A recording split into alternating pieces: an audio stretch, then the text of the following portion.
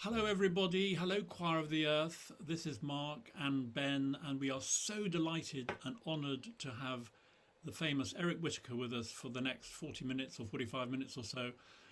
Eric, it's lovely to see you, and thank you for honouring your presence to Choir of the Earth. Oh, thank you, Mark, and thank you, Ben. It's great to be with you and to be with all of the singers as well. I wish I Very, was there with very all of well. you in person. It's been a huge honour. Well, obviously meeting you so far this evening, and we are really excited, Eric, to be embarking on a course of your music in just a few months' time. Some of your greatest hits, I suppose. And we've been just so, as a choir, we've been so excited about this opportunity to talk to you because, well, obviously you were the first person really in the world to use YouTube as a way to put together choral performances. And that virtual choir performance, that very first one, all those years ago, back when YouTube was still a very new platform, Yeah. really established something very, very interesting. And we were just saying before we pressed record, that you don't often see big leaps forward in terms of choral music, do you? Yeah, like you said, you joked that the last major leap forward was printed sheet music, probably in terms of choirs, right? Or women being able to sing in church services. Absolutely. Yeah, so not often. That is true. I remember for me, it was very much about. I guess I have this kind of ethos, which is it's that you just use the props on the table, right? So if somebody puts a gun on the table in the first act, then you better use it in the second act. And at the time, I had bought my Apple laptop and I was just immersed in the world of the internet. Remember, also social media was new at the time. Yes. Facebook had just started, Twitter had just started, Mm. and nobody really knew what this thing was. And I love choral music to my bones, and somehow in that weird cloud of things that were happening, it all just seemed to make sense. That the idea of, well, this is, we've got this prop, this computer, we've got this camera, we've got YouTube. All right, then let's just put it all together in the same stew. It seemed uh, organic, and also at the same time, I never in my wildest dreams thought that I was making something that anybody would watch. Ben, you even said that on the day that it was released, you watched it with your students. I, Absolutely. I honestly thought that 50 people that I knew would see it. Just my fellow choir geeks. I had no idea that it would make its way out into the world. No, you're absolutely right. I was a secondary school teacher, as I said. I had a day of lessons planned with things I was supposed to cover. I cancelled it all, and we sat and we watched your virtual choir performance with every single class. And there wasn't a single student who wasn't, first of all, transfixed by the sight, but also by the sound. And people just saying, so is this really people from all over the world? And I had to say, yes, it really is. Are they all in the same room? No, they're not. And just that question and answer that came out of seeing Virtual Choir One, I've never forgotten it. I've never seen students so engaged and so focused on a piece of choral music. Well, first, it's a credit to you for showing it to your students. That's amazing. Not all teachers would have done that. And then second, I remember when I first saw the finished product. We were working on it, and frankly, my big idea before we even turned it into a video was that I was going to have everybody upload their videos to YouTube, and then I would literally open a browser tab for every video and then just try to hit play as fast as possible. I was only curious to see would it work, Yeah. right? Does the thing unfold? And I remember watching the finished video the night before we uploaded it to YouTube, and I really had tears in my eyes because what I was unprepared for was the poetry Yes. of the experience. That you actually see people isolated from each other, right? All on their own little islands, but somehow connecting Oh, through yes. this art form that we all cherish so much, and that it, like you said, that it sounds like music. That is still the part that is astonishing to me, is that somehow across this great divide, we that common musical language blossoms like it's supposed to. Mm. But um yeah, it was just completely, it surprised me as much as anybody, I think. yeah, I would add to that, Eric, bearing in mind I'm quite new to all of this, although I am a lover of music, that we have found through our experience that the music itself is slightly different. that because every chorister has a microphone rather than, in your recording studio where you might have two or three microphones down on top of the choir, but because every single person has a microphone, the music sounds clearer, almost more, Mm. the diction is clearer. When we did our Mahler 8, where we had each individual instrument also with its own microphone, you can somehow hear the individual instruments in a way that sometimes, a great recording, I won't say it's a mush. I don't mean to be unkind, but I think what I'm saying is that the music sounds different. Would you agree with that? No question. And it's not only because of the physical phenomenon of having the microphone near you, but I remember when I was in a university choir, we used to the conductor would say some version of, okay, now we're going to sing this, but imagine there's a microphone in front of each of your faces. Yeah. Because suddenly, instead of being lost in a sea of voices the way you normally are when you sing with a choir, you become incredibly aware of every bit of diction, of your tone, of your vibrato. It's a great exercise for singers to have to sing alone, and especially with this damn microphone. It's microscopic, and there's nowhere you're more vulnerable or naked than having the microphone right next to your mouth. And so I think what you also get is you get this very intentioned performance that because people are so aware of what they're doing, there's a focus that's different than what you get when you're with a large group of people who are together in physical space. Mm. That's a really good way of looking at it. I mean, if we can move just on to the questions, because this is leading beautifully into the questions that the choir have all put together and voted on in their wonderful. They forum. voted. I love this. No, they have. And this is the thing. There are thousands of people around the world eagerly awaiting to hear the results of this conversation. So, Over to you, Ben. let's just. So if we just start with Virtual Choir 1. So I've got a question here from Donald from the USA. Who's asked, what differences are there in writing a piece that's intended from the outset for a virtual choir as opposed to writing for a face-to-face choir? It's a beautiful question. So the only two times that I actually should say only once. So the only time that I've ever composed a piece specifically for virtual choir was the last one that we did during lockdown, Sing Gently. And all of the rest were pieces that I'd already composed and then we used for virtual choirs. And maybe a better way to answer the question, Donald, is that I learned a whole bunch of lessons over trying to do 5 different pieces over the years using pieces that I'd already written. And in general, what I would say is consonants are evil and vowels are glorious. That anytime you have, like, say, for instance, that first virtual choir, lux aurumque. So they sing lux, lux.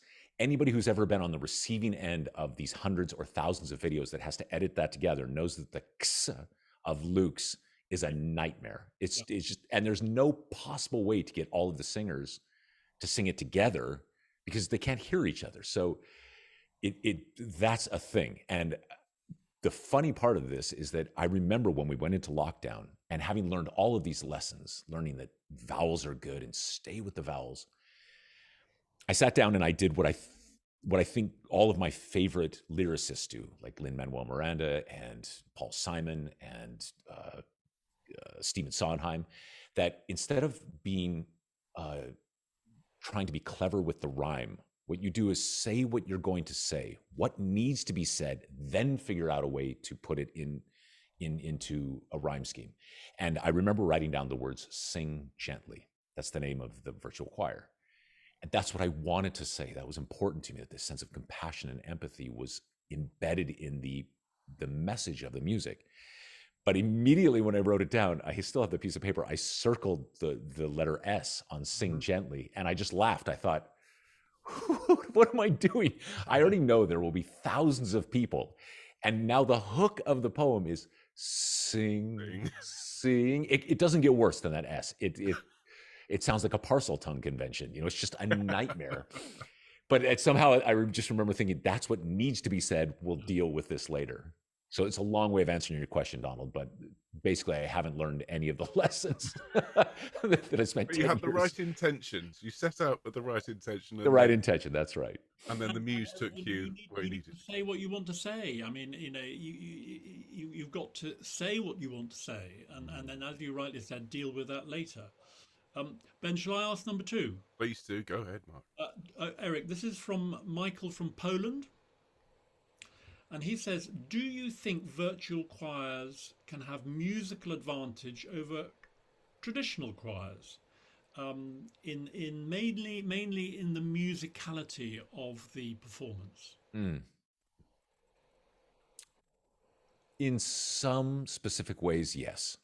This is a really, there's a big answer to this, what I would call a 3 martini answer, which because we have limited time, I'll start with the first martini.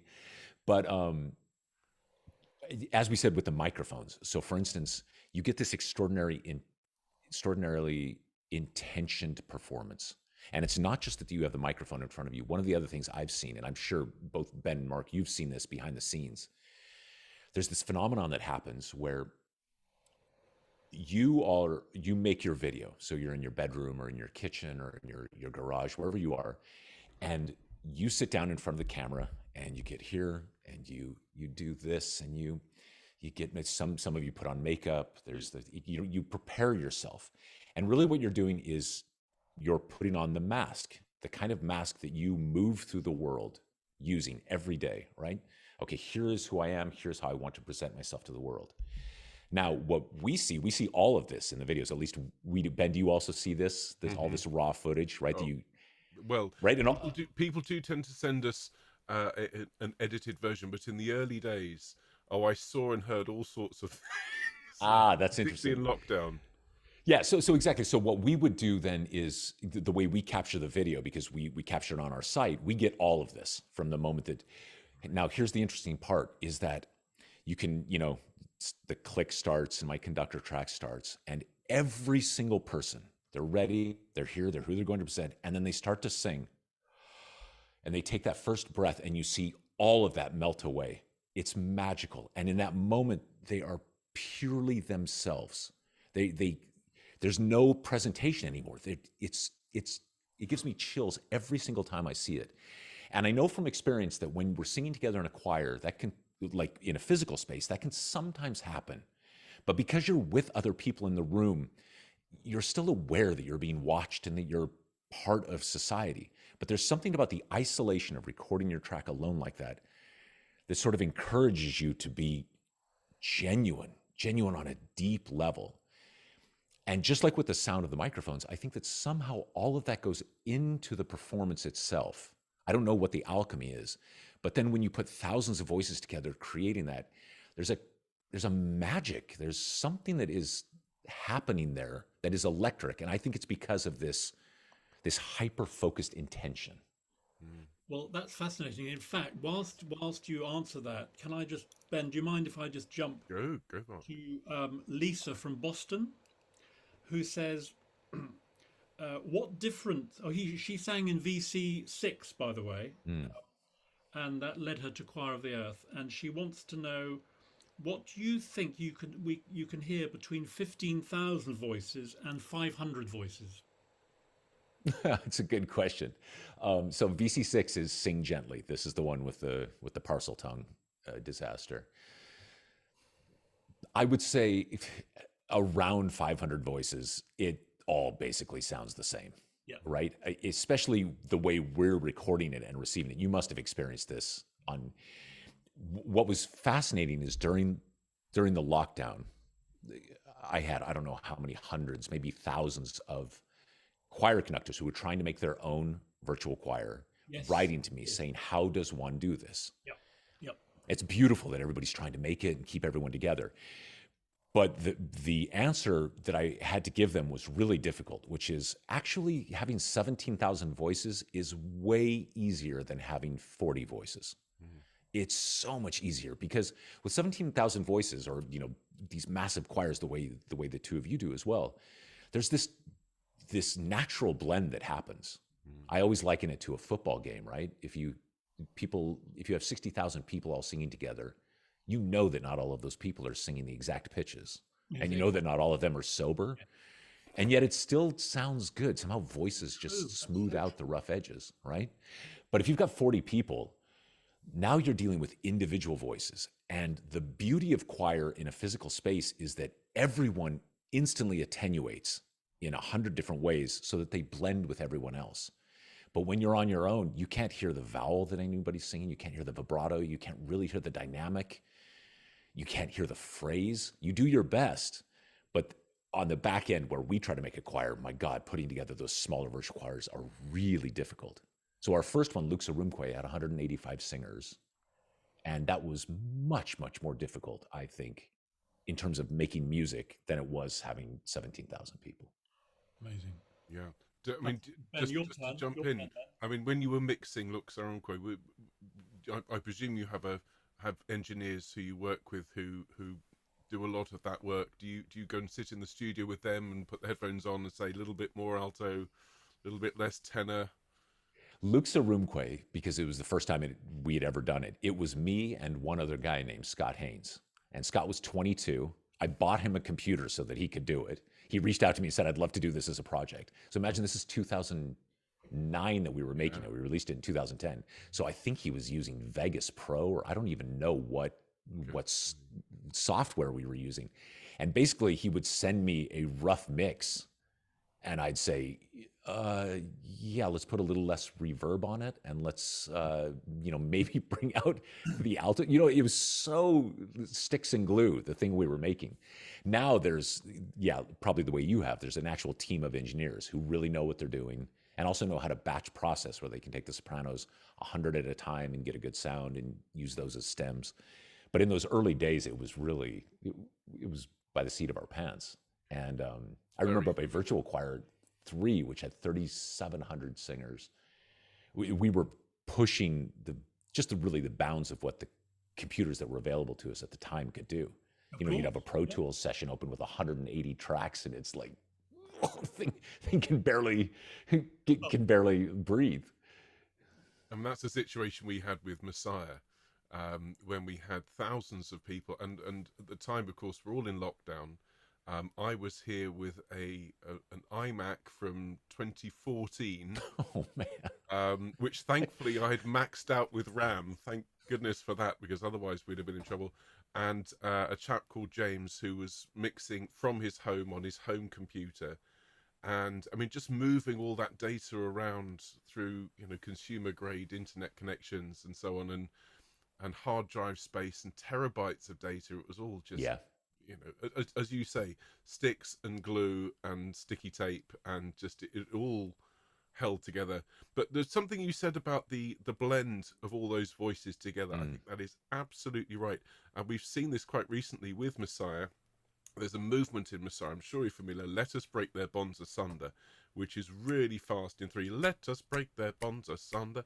And it's, Yeah. if you try and do this with a choir in the same room, what we call face to face choirs, the bigger the choir, the slower you have to go. And we had a brilliant example of this. There was a recording of Messiah conducted by Sir Henry Wood back in the late 19th century, no, early 20th century, I should say, at the Crystal Palace in London. And you can hear it's a single microphone in the middle of all this There's a space. recording Let of this. us Yeah, you break can see it, their Eric. bonds. He I'll did send a it to you. job. It's on YouTube. It's absolutely fascinating. So it sounds like a stadium performance, because it is effectively a It stadium has to go performance that slow. with Yes. one microphone, and his baton was about 6 foot long, so everyone could see it. And I played this to the choir and then said, now listen to ours. And of course, there was that, I love your expression, that intention performance. Everyone Yeah. singing into their phones, into their iPads. And what we ended up with was, thousands of voices all singing this at a heck of a clip. I mean, it At really breakneck does break tempo. that. And I just, when you were saying there about that natural blend that comes, I thought, yes, that's exactly what we've encountered. Just with all these voices, when you put them together, there is an alchemy that How happens. brilliant. That never occurred to me, this idea that you can actually be hyper nimble. Because Mm, at the end of the day, it's you and one other person. That's who's making the music. And then, so there's not this gravity of 1,000 people all moving or literally having the constraints of distance, right? Yeah. Like if you get a big enough choir, you've actually got a problem. If you give a downbeat, the people here are actually going to sound closer to you than it'll be half a second later that the Speed of sound light, arrives. speed of sound stuff. Yeah, Yeah, yeah, absolutely. Well, actually. like conducting in a big cathedral where the organ is half a mile away, and having to make that adjustment. Well, we're just working on Mozart's Great Mass in C minor, and it has a particularly interesting fugue in the middle, which everyone has been sweating over. But I love your term hyper nimble. I'm going to use that with the choir, because It's that's getting for a exactly band. what we're asking for them to be. Is to, if you sing along with this track, doesn't matter whether you're 5 feet from me or the other side of the world. When we get it all together, it will blend. It will Yeah, sound yeah, good. that's right. So yeah, that's been. Well, thank you for that. I'm going to use No, that. there's also something interesting with that too. Not to go into the weeds, but you, with the microphone, you can actually then be much more flexible with dynamics, right? Because let's say I don't know that specific moment if there's a dynamic written for it in the Messiah, but I'm imagining all he's loud. looking for it to Oh, be it's pretty lusty, right? It's forte.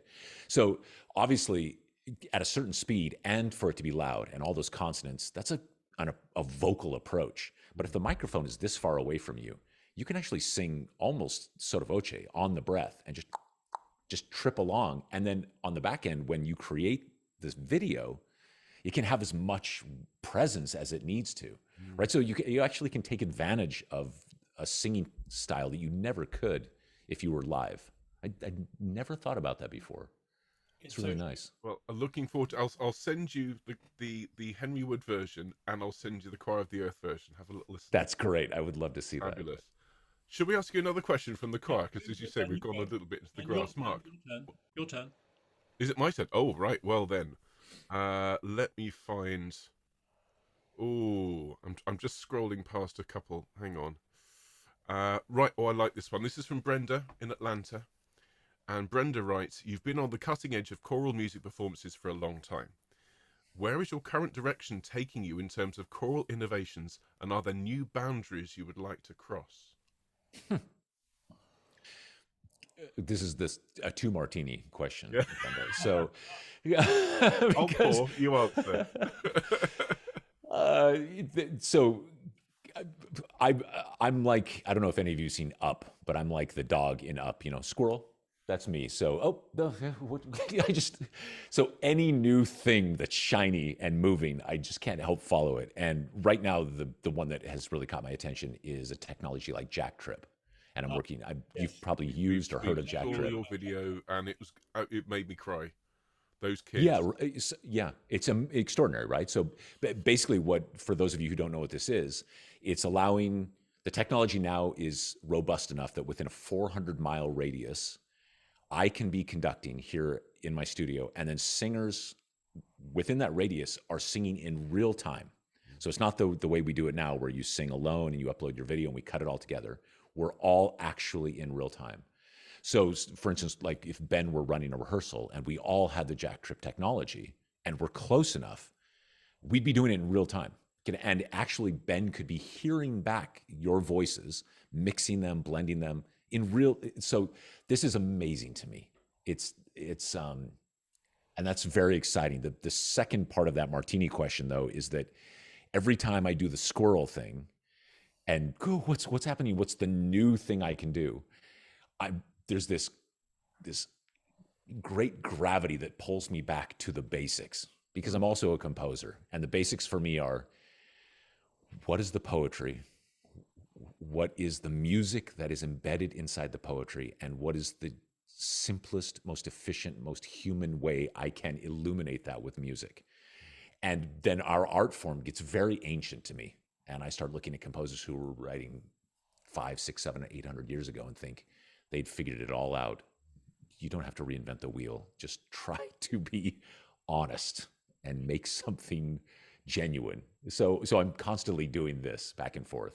Well, Eric, I find this fascinating because I'm asked this question all the time, and I tend to have a rather standard answer, which is nothing has changed, but everything has changed.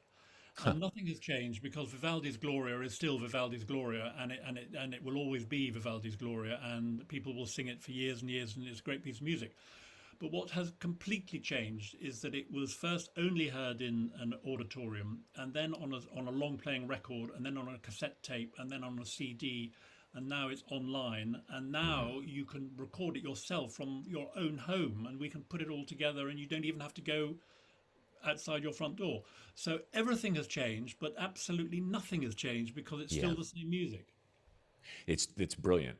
I think for me as a composer, then I think that this is not to denigrate virtual choirs at all, No. but what we're doing is what you would call skeuomorphic, right? It's the idea that, if you're playing solitaire on your computer and it looks like there's leather and felt and you're dropping cards that's skeuomorphic, right? Where you're trying to replicate the real world digitally. That's what we're really doing. Even with the idea of choir, we're building choirs. We're sort of just,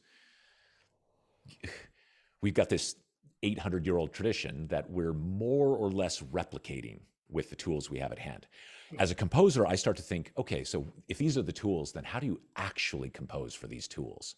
How do you take advantage of it? Not try to recreate a choral experience, but what can be done? And then that gets very exciting for me when I start to think, what does that even look like? Everyone has a phone. Everyone's walking around with this thing. Is it a snippet here, a snippet there? Are you capturing sounds from here? Are you moving? Is there dance involved? Like what is the thing? Is there geolocation? How do you actually use this thing Yes. to make something new? And so then it wouldn't sound like traditional choral music. It would sound like the way we do things with this. And I'm not there yet. I haven't figured what. Yeah, I haven't figured out what that is yet. But I'm waiting let for us know. a spark of inspiration. That's Martini number 4. As soon as you know, yes, absolutely. I'll put Lullaby in it for you.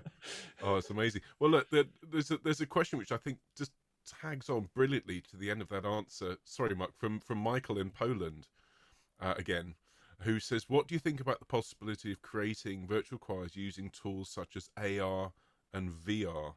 And he references the metaverse and all this using headsets and so on. I mean, is that something that's sort of on your radar at all? Yeah, all the time. And so I live here in Los Angeles, and I have a bunch of friends who are in that world. So once a month, well, less in the last year because of lockdown, but once a month it used to be that I'd go in and just demo some new technology. And every time I'm there, I think it's not quite ready for prime time, but you can absolutely see where this is all going. And I imagine within all 3 of our lifetimes, we will see some version of AR or VR that is almost indistinguishable from reality. Yeah. That we will be there with other people making music in real time, and it'll be tough to tell. Or if somebody gets it right, it'll have advantages. There will be, in some ways, it might be better than getting together in I don't know how. I can't imagine what it looks like, but I'm fully prepared for it. I think it's just the way it's all headed. And I think what we say to each other is never say never, because Yeah.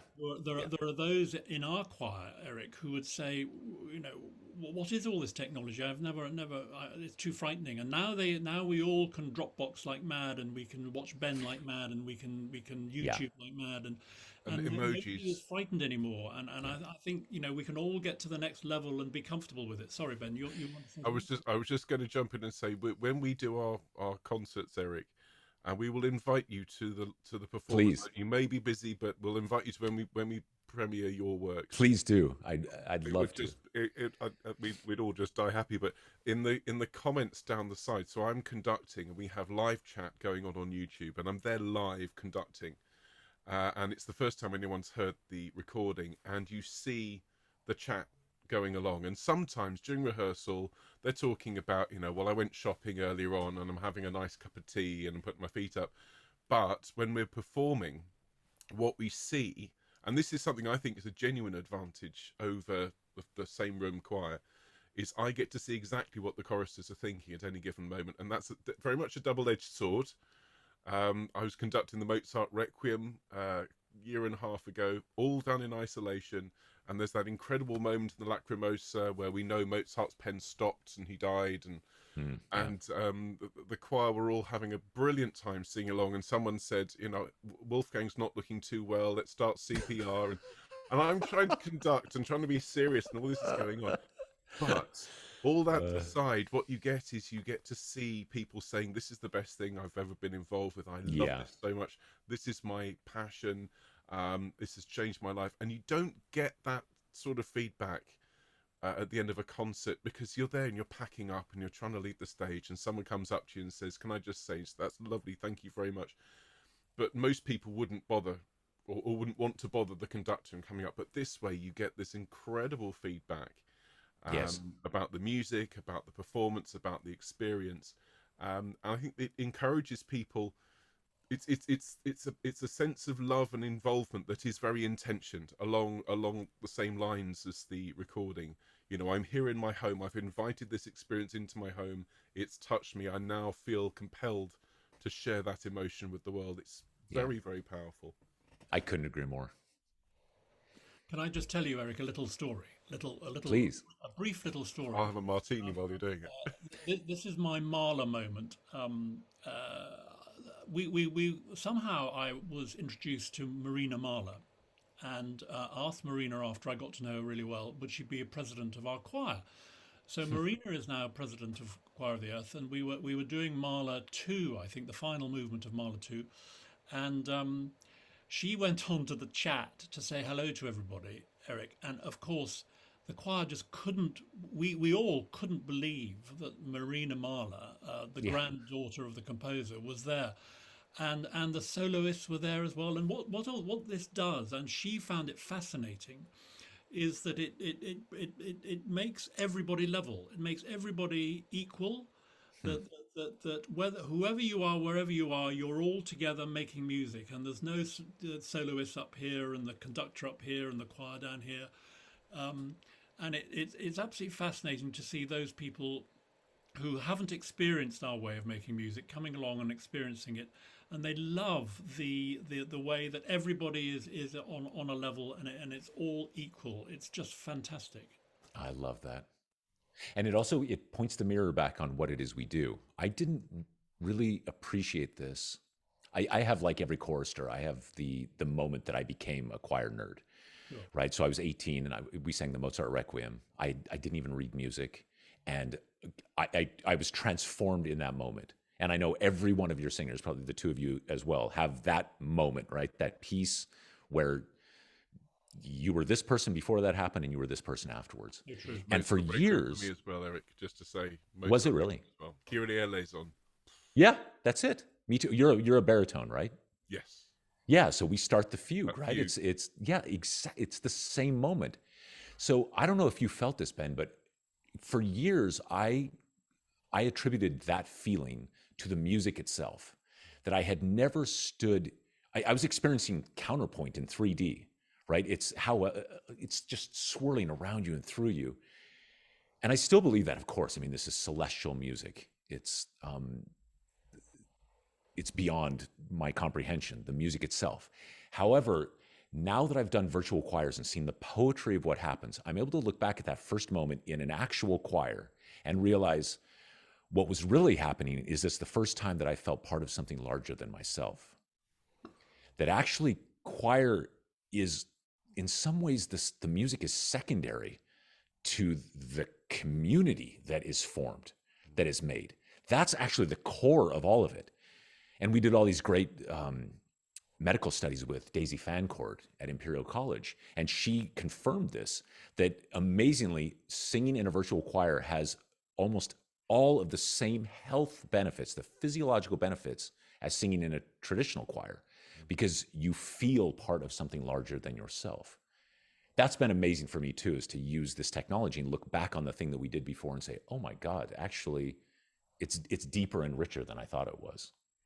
I saw that research. It came out, I think it was certainly very prominent during that first lockdown. And yeah, that's right. Fascinating stuff. And essential stuff. Yeah. I mean, there's a question here from Nikki in Northern Ireland, and it just goes to the heart of what we've been talking about. And she says, how would you respond to critics of digital singing, which is the term we like, who say that it is cheating or not real choral singing because you can record several takes and then edit the singers in the recording studio? Critics, schmitics. There's always going to be critics. I'm always reminded at one point, the forte piano, the instrument, the piano, was groundbreaking technology.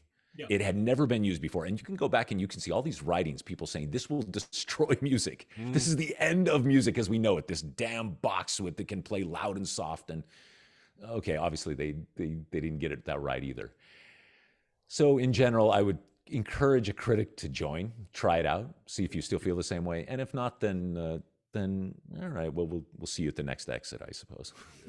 Brilliant. I hope you don't mind. We're going to quote you on that. Yeah, please, We're critic going to say, Eric schmitics. Whitacre says. Actually, you were talking about music from hundreds of years ago. There's a wonderful piece by Orlando Gibbons called "The Silver Swan." Oh yeah, of course. Read it. And it just, what you were saying there really chimes, because of course he wrote The Silver Swan at the end of the Renaissance era, and it was a comment on the direction, this newfangled direction that composers were taking things. And he thought, that's it, there'll be no more good music after this. Completely missing the fact that the Baroque era was just around the corner, and Monteverdi and Bach and Handel and Purcell and all these amazing composers. So yes, I think you should have just joined in. Instead, it's always moving forward, and there's always some point. I'm waiting for it because I see it happening, like to my mother, for example, where at some point the technology just becomes overwhelming, and you take one step back, and then you're gone. It's like, oh my God, suddenly even her iPad becomes difficult and foreign, and I know for certain this will happen sometime in my life. I'll try to keep up with it as much as I can, and then at some point, I'll miss one train and then, oh my God, what is happening? What I hope I retain, though, is the sense of wonder that even if I am holding on, with white knuckles to whatever is going forward, that I recognize that it's the promise of the future is as bright and shiny as the past. Keep chasing the squirrels. Yeah, it keeps chasing the squirrels. Amen. Brilliant. Well, Ben, have we got any more questions? There's a few. There's a lovely one here from Julie in Ontario, who is writing about when composing music for virtual choirs or establishing the virtual choir projects, is accessibility and inclusion something you keep in mind? Not at first. So at first, what happened with us is we first performed Lux Aurumque, which is relatively inclusive in that the bar is not so high for musical performance. It's relatively straightforward to perform. It splits into 8 parts, so there's that challenge. But in terms of the barrier for entry, if you had the technology and you had a little experience singing in choir, you could join it. And then we did the second one, which was Sleep, and suddenly we had over 2,000 singers from 58 countries, and we weren't prepared for that. We got completely overwhelmed. And then we spent several virtual choirs, because our ethos, probably like yours, is there are no auditions. Everybody gets in. Yes. But we spent several virtual choirs trying to hold back the swell of people, actively trying to keep everybody from joining, because we were just overwhelmed by numbers. And so the third one we did was a piece called Water Night, which splits into 14 parts and is surreal Mexican poetry and is incredibly difficult to sing on your own, with the hopes that, okay, this would slow the tide a little bit. There were nearly 4,000 singers, 73 countries. So nope, didn't work. Nope. And so each one keeps getting bigger and bigger. And then at some point we flipped it with Virtual Choir 5, which was called Deep Field. Everybody sings oohs and ahs, all those beautiful vowels at the end. And then we made the learning tools so that you don't even have to read music. Maybe you guys do this as well, that you can simply listen to the parts. And we wanted everybody to join. And by the way, when we say inclusive, there's 2 meanings here. One, I keep talking about the musical barrier, right? How well someone, always our goal is just to get now everybody singing if possible. But when it comes to actual inclusivity, so we're talking about reaching out to people from all over the world, all different kinds of people. That has always been goal number 1 for us for 12 years, that we want every race, creed, color, credo, physical disability represented. The only difference, Eric, between all of us is a time zone. Otherwise, we're all exactly the same from wherever we Precisely. come from. The only difference is time zone.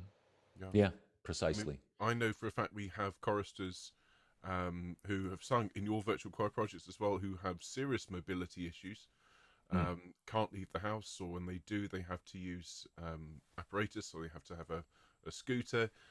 We've had blind choristers. Do you remember, Mark, in that first week of Messiah, we had an email from a blind chorister saying, I joined this, I didn't think it would work, but it really works because I can listen and follow along, and I'm going to record and send it in. And I think you're right, that inclusivity is at the heart of everything, because as we've all said, it's all democratic. Everyone is equal. Everyone, certainly during lockdown, everyone was stuck at home looking for something to do.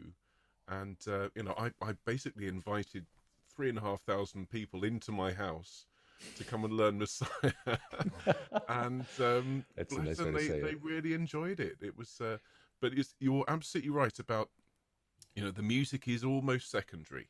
It's not quite secondary. I will say this. Several choristers have said to me, because I said something offhand like, well, I could just be knitting, and people would, as long as people felt a sense of community, they would come along and watch. And I said, actually, there's something really compelling about someone looking straight into the camera and saying, "Sing with me," that is more Well, compelling than someone doing crosswords or Sudoku or knitting.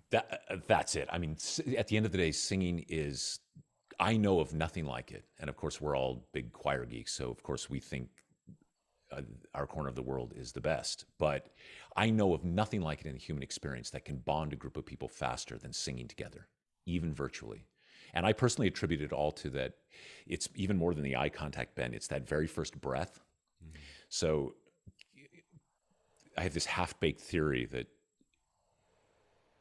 if I'm standing in front of a group of people who aren't singers at all and who have never sung, and the very first thing we teach them is,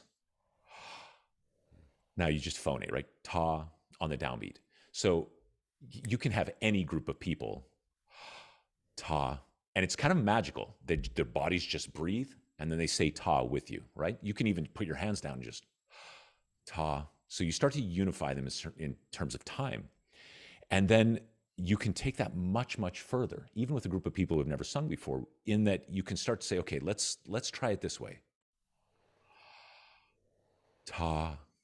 And I think what people on the outside are getting is, wow, we can even do slower tempos, or we can do soft, we can do loud. But actually what's happening is these terabytes of emotional information are being passed back and forth.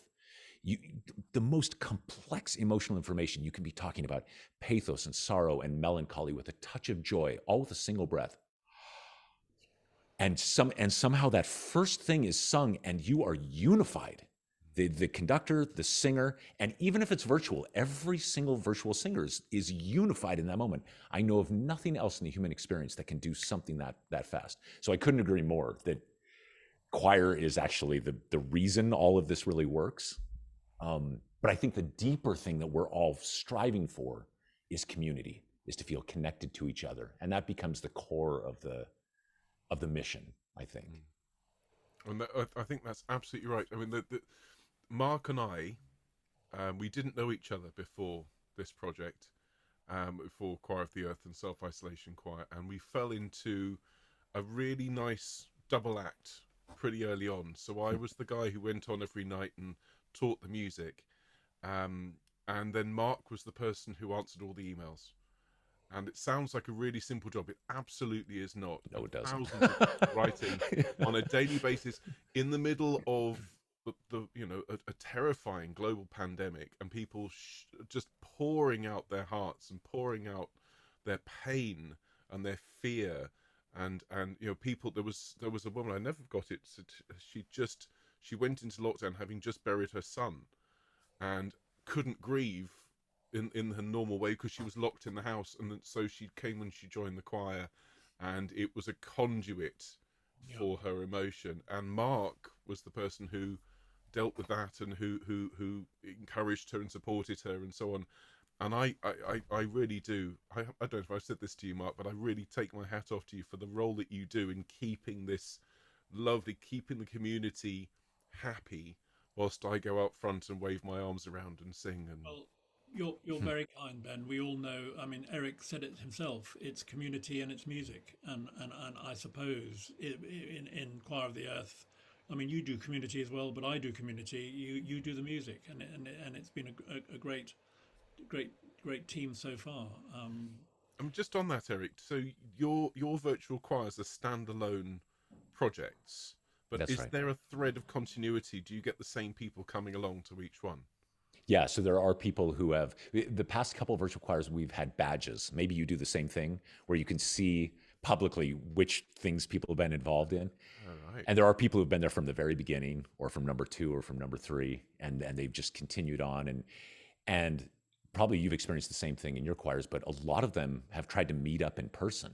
Yeah. So Yes. they, especially before lockdown, they would find each other and become actual friends in the physical space. We've even had people get married, like find each other and get married and have kids, and Wonderful. so virtual babies. And so yeah, there is this sense that's the one through line, actually, because there's no other rhyme nor reason to it. The one through line is just these people who keep coming back, and I will say, who are extraordinary in terms of the amount of time and effort they volunteer to help other people, either Yes. in terms of the technology or helping them to sing or even just words of encouragement. And there's a whole community that springs up that is Yes, and we have so many volunteers. We have our own forum with thousands of people that go to the pub or they share pictures of their dogs and their cats. yeah. I mean, it's It's just beautiful, isn't it? fantastic. Well, Eric, I think do you have any questions for us? We've been asking you a lot of questions. The funniest question is which pieces of mine are you going to perform? Do you know yet? Yes, Oh, yeah. Ben. Have you decided? Yes, we have.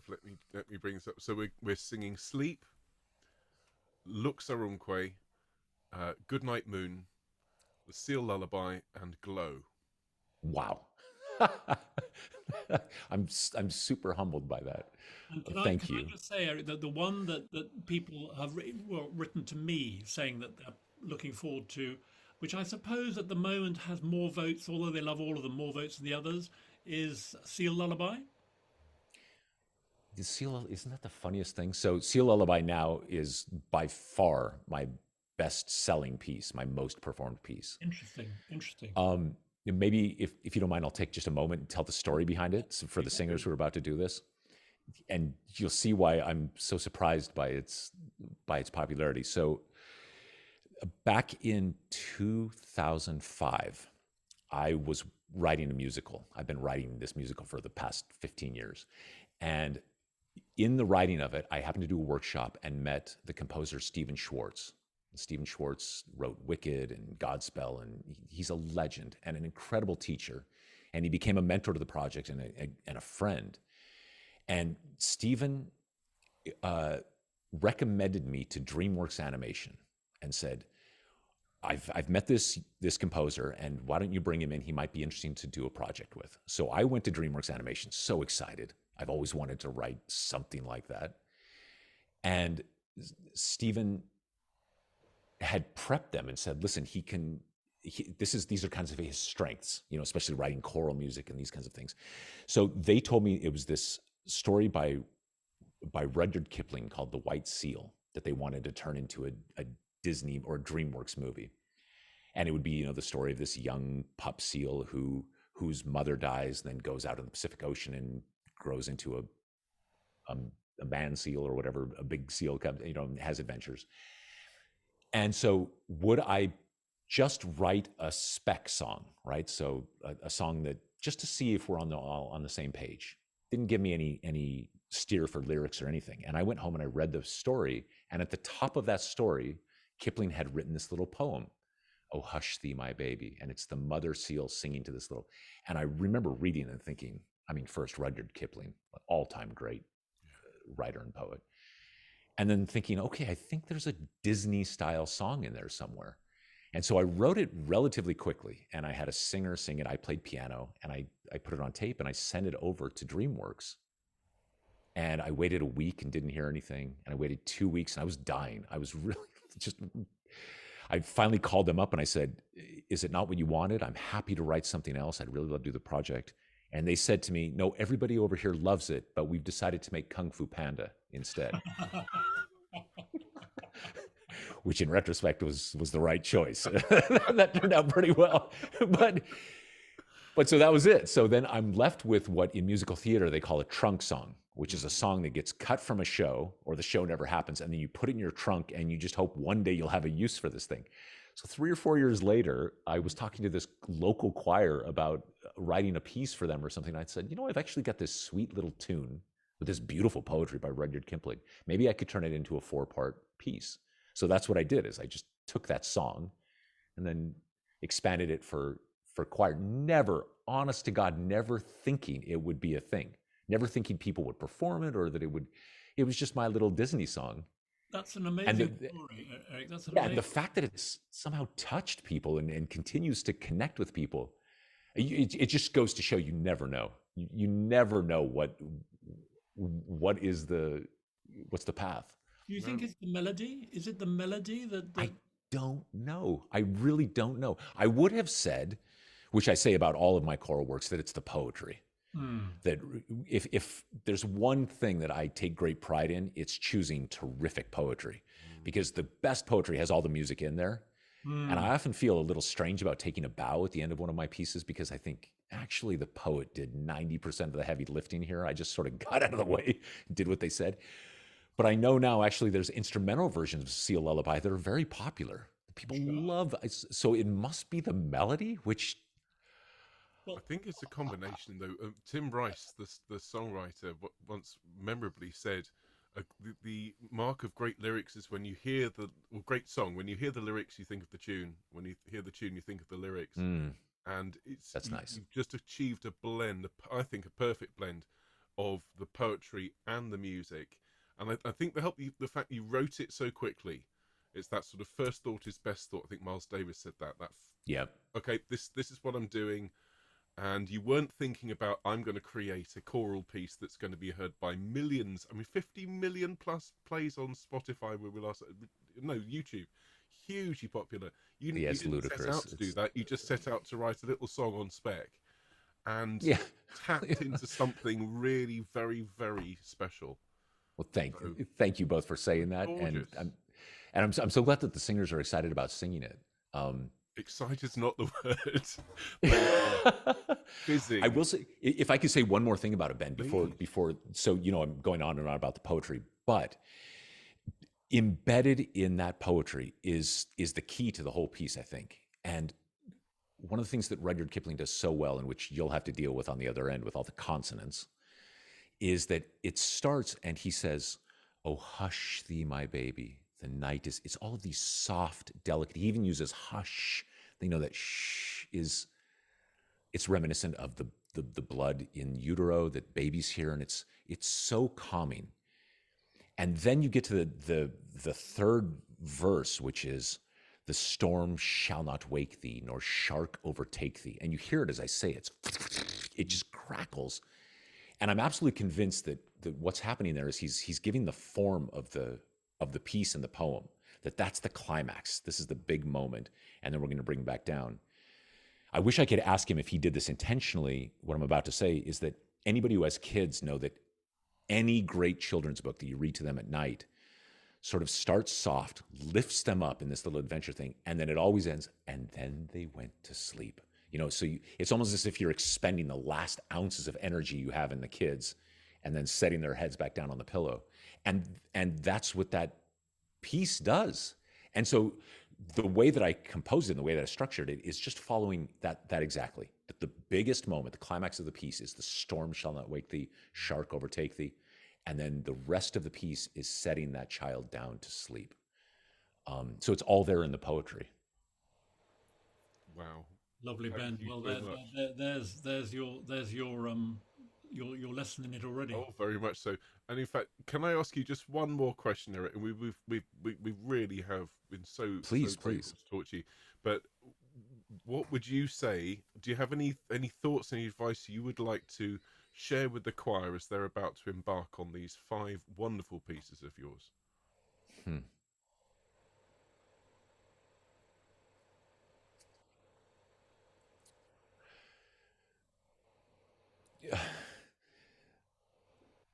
It's such a strange thing, right? Because in a room full of people, this all makes sense. But so I'm trying to imagine speaking to individuals now who are going to be making this thing together. And not to sound dramatic, but as a composer, I sort of live and die by every note that I write. There's never a single moment or a single gesture that isn't related to the larger piece, that isn't trying to be as honest and human as and elegant as possible. Now, that's not to say that I don't miss that all the time and that I wipe out, but the intention is there. And so, as a composer now, speaking to you before you sing this, what I'm hoping you'll do is you'll take every phrase, even the ones that seem trivial or almost throwaway musically or in terms of text, and give it all of your love, all of your intention. Then the piece kind of does what it's supposed to do. It opens up and it like I said before, it blossoms on its own. I know that's kind of an abstraction, but I think you know exactly what I'm talking about. You'll feel it when it happens. And really just has to do with being present, with being completely present, that there's nothing in the world but that single phrase. That's it. Wow. Thank you so much. They are Yeah. going to, Thank you, well, Ben, and thank you, Mark. It's this whole thing has been about me. Thank you, but it's extraordinary what the two of you have made and are continuing to make. It's beautiful and it's inspiring, and more than anything, it's essential. It's truly what we all need right now on 100 different levels. Thank you, both of you. Well, thank you, Eric.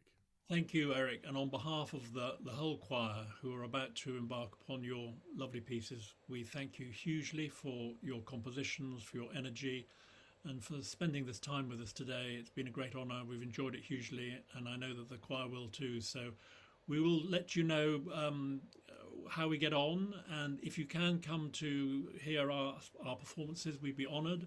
If not, don't worry, we'll send them to you anyway. But Eric, it's been lovely. Thank you so much for spending some time Thank with you, Mark. Thank you, Ben. I will be there. It's only a matter of schedule. I know it's happening in the summer. My summer is madness, but it's virtual, so I'll only be a phone call away. So unless I'm in the air, I can probably be there. So, That'd be a good or one. at a wedding. So could you please stow your tray? No, I'm about to watch a choir performance. Yes. Exactly. Just give me 1 second. Are you looking at this? Look, this is beautiful. Listen. Oh, well, we Thank you both. will. Thank you so much for your time. And to all of the singers, be well, everybody. Thank you. Thank you, Eric. Okay, thank you very much indeed. Bye, guys.